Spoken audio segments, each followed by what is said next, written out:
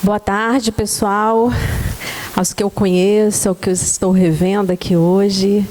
Muito bom estar aqui, agradecer ao IFES, Maria Cláudia, né, que me indicou para estar aqui falando um pouquinho para vocês da nossa central de tratamento de resíduo, né, que é apenas uma perninha desse processo da economia circular.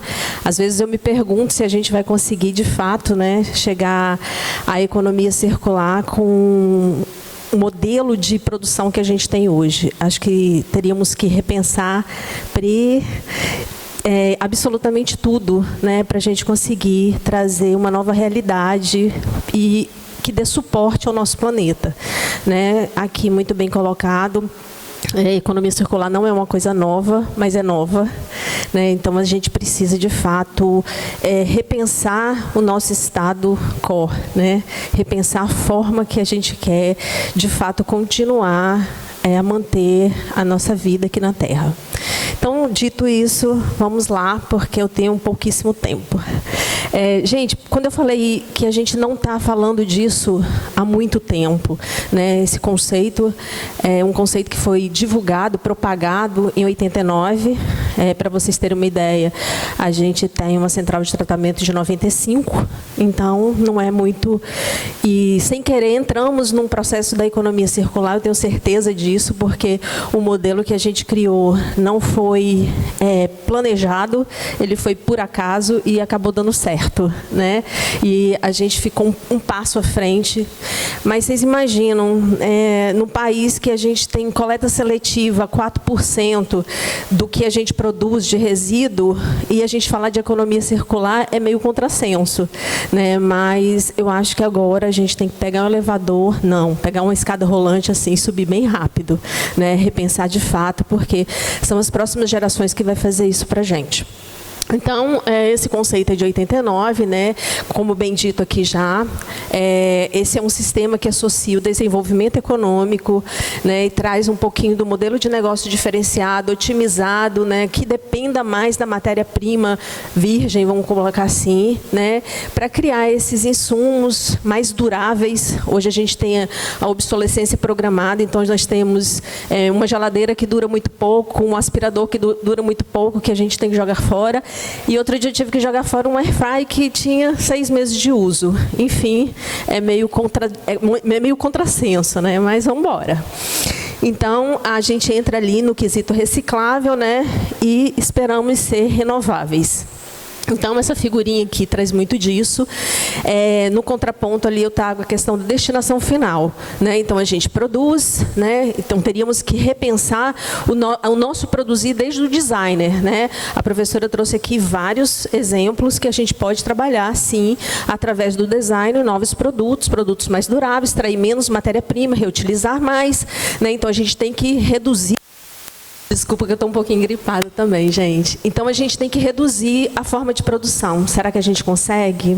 Né? Esse é o grande ponto, né? Quando a gente vai falando aí de tantas outras questões que vão surgindo, sustentabilidade, ESG, enfim. Vamos ter que manufaturar mais, ou seja, vamos ter que reaproveitar mais, né? Ter uma coleta seletiva decente, pelo menos aqui no nosso país, que a gente não tem, reciclar mais, né? Então, nesse quesito que a gente entra. Imagina só que lá na marca ambiental a gente recebe 1.800 toneladas de resíduo por dia. E eu estou dizendo isso, gente, e é um dado importante, eu trouxe até em dia para não assustar, é que de quando eu comecei a trabalhar na marca, a gente recebia em torno de 400 toneladas. Lógico que a gente não tinha o volume nem de produção e nem de prefeituras destinando ali, né? Então, a gente mensurava tipo 800 gramas por pessoa. Hoje a gente já mensura mais de 1 quilo por pessoa dia. Ou seja, beleza, a gente está sendo mais industrializado, a gente está gerando mais resíduo, mas será que isso é circular? Né? A gente poderia estar gerando mais resíduo, mas poderia estar reaproveitando mais resíduo. Né? Então, esses 1.800 toneladas de dia é muita coisa. São mais ou menos uns 300 caminhões que entram de resíduo na nossa unidade por dia. Então, é muita coisa mesmo. né? Então, nós somos o primeiro aterro sanitário aqui do Espírito Santo, né? Nascemos aí em 95, ou seja, vamos fazer exatamente agora no mês de agosto, 29 anos. Não imaginaríamos que daria certo e nem queríamos durar tanto tempo, apesar de 29 anos não ser tanto tempo assim. Hoje a gente trabalha com todos os tipos de resíduo, todas as tipologias de resíduo, né? A marca hoje já está um pouco além da fronteira do Espírito Santo. Nós temos 4 CVRs, que são Centrais de Valorização de Resíduo, e é assim que a gente passou a se denominar.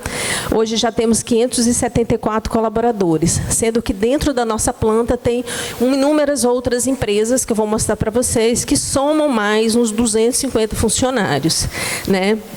E a gente atende aí, se eu for colocar num raio aqui de pessoas que a gente atende na destinação de urbanos, dá mais ou menos 1,5 milhão de pessoas. E o interessante está exatamente nesse último dado, né? A gente já tem uma taxa de reciclagem de 12%. Então, se a gente for comparar com o que o Brasil faz, em torno de 4%, a gente está reciclando, né, 3 vezes mais, lógico, né, guardadas as devidas proporções.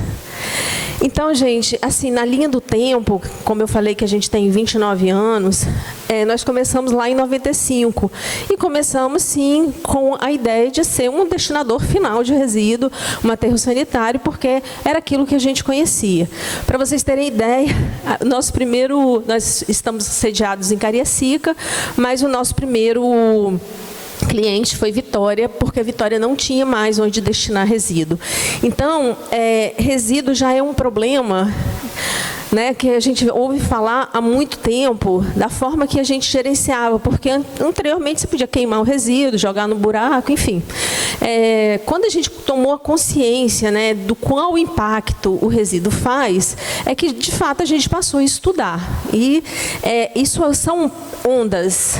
Tem momentos que a gente está falando muito desse assunto e vai ter momentos que a gente não vai falar nada desse assunto, né?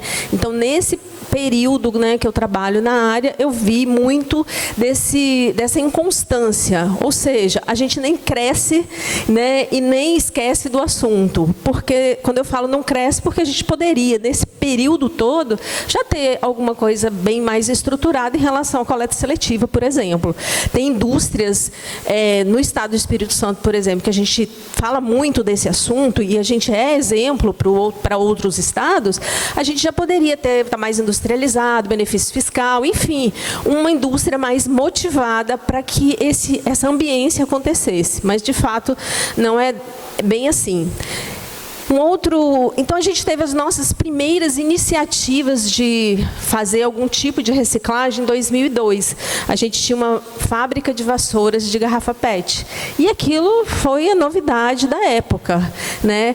Mas foi tão, assim, algumas iniciativas em relação ao reaproveitamento de resíduo naquela época foi tão pujante que o Sebrae falou assim, cara, vamos fazer aí uma incubadora de empresas. Uma incubadora de empresas seria o que é hoje umas startups, né?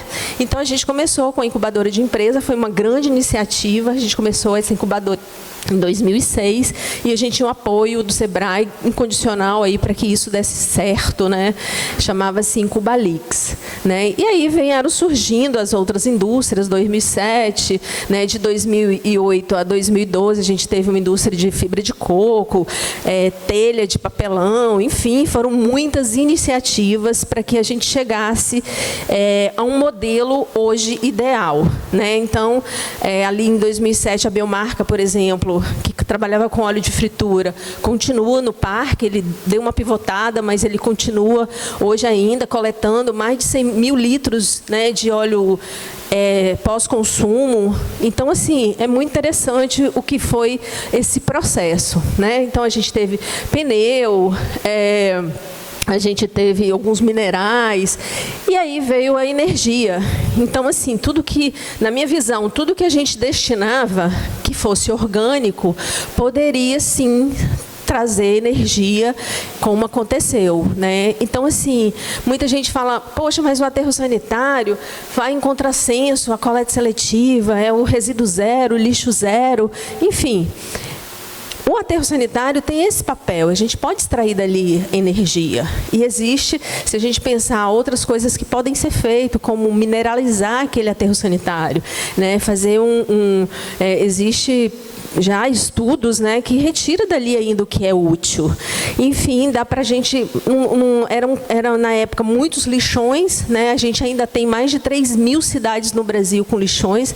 É uma coisa ainda muito forte no nosso país, mas... em função disso, o Espírito Santo hoje não é lixão zero. Então, assim, foi muito interessante a gente hoje fazer essa retrospectiva e entender como foi esse crescimento. A gente também tem uma indústria de resíduos orgânicos, e isso é muito interessante, porque mostra que, de fato, dá para fazer compostagem com resíduo orgânico. Eles já produzem ali 400 toneladas mês de produto acabado, colocado no mercado, então isso é muito legal, né? E aí, por fim, agora, então, vocês podem observar que nessa linha sempre vai existir uma indústria nova chegando, né? Em 2023, teve uma indústria de eletroeletrônico, eles estão lá no parque também. Essa indústria de... A Biosolvi, a Pri teve a oportunidade de ir lá, gostou, Pri? Sensacional, né? Então, vai trabalhar só com garrafa PET, tem todo um apelo social nessa unidade, enfim... Vamos lá. Então, dentro do processo da circularidade, onde que a gente realmente está situado? Porque é esse o equívoco, né? Ah, eu faço coleta seletiva, eu sou circular. Eu faço destinação final, eu sou circular. Eu faço reciclagem, eu sou circular. Mas a gente viu aqui que é muito mais que isso, né? Então, a gente faz o consumo, a coleta, né? Eu tenho resíduo, rejeito, eu vou destinar o rejeito no aterro sanitário, vou pegar meu resíduo e vou valorizar e vou comercializar. Isso é uma lógica que a gente entende que é interessante. Mas, para que essa lógica aconteça, precisa mudar não só o que o governo vai fazer, o que a lei vai determinar, mas o consumo, né? A gente, enquanto consumidor, é responsável para que essa lógica mude, porque nós que vamos forçar o mercado a ficar diferente, né? Enfim, gente, esse é o parque, né? A gente trabalha já nessa circularidade, só consolidamos isso aí agora com esse processo. Aqui tem todas as indústrias, o que elas produzem. No site da marca também tem isso. Eu botei alguns números, que é muito interessante, né? Então, a gente tem aqui, por exemplo, a triagem e o processamento de 50 mil pneus por mês. Então, é muita coisa que consegue, mas a planta tem capacidade para 150 mil pneus. Então, assim, a gente ainda precisa trabalhar muito essa questão. E 214 colaboradores têm essas indústrias. Cada indústria dessa é um CNPJ diferente, uma empresa diferente, com seus funcionários diferentes do que a marca ambiental, né? E essa cifra de 12,68 de resíduos reciclados. Aqui é um número que nos deixa muito feliz, né? Está no site também, a gente tem um reciclômetro, e no nosso reciclômetro marca exatamente o que a gente vai reciclando diariamente no nosso parque, né? Então, desde 2020, foram 512 mil toneladas de resíduo. Isso é um número muito expressivo, né? E, para finalizar, gente, é trazer exatamente o conceito que a gente falou aqui. Porque a gente não pode achar que reciclagem é economia circular e ficar só nisso. Nós precisamos avançar, né? Porque reciclagem parece, mas não é, né? Nem reaproveitamento. Então, né, o que é realmente economia circular é muito importante para a gente mudar o nosso mindset aí para algo melhor. E eu trago aqui, para finalizar, né, porque exatamente o que diz essa frase, que tudo na natureza, tudo, absolutamente tudo, né, está entre o design, a engenharia e a fabricação, né? Tudo isso é essencial para que a gente consiga, de fato, fazer essa transformação. E eu queria que depois vocês dessem uma pesquisada nessa pesquisadora do MIT, né? A Neri. Ela mostra um processo que ela fez e está fazendo hoje de economia circular, que é fantástico. É repensar a produção, né? Mas repensar o produto através da biologia. Então, ele pega um tecido humano, por exemplo, e transforma em outra coisa. Um tecido de um bicho que é um camarão, por exemplo, que a gente descartou, ela pega e a pesquisa dela traz exatamente essa forma de pensar o produto, né? Como que a gente pode usar os recursos da natureza para fazer novos produtos, né? E por fim é isso. Eu queria agradecer a todos vocês pela paciência. E, assim, muito legal ter uma plateia tão seleta, né, e que vai poder difundir de fato e aprender um pouco mais sobre economia circular, porque tudo que envolve resíduo são temas apaixonantes. Obrigada.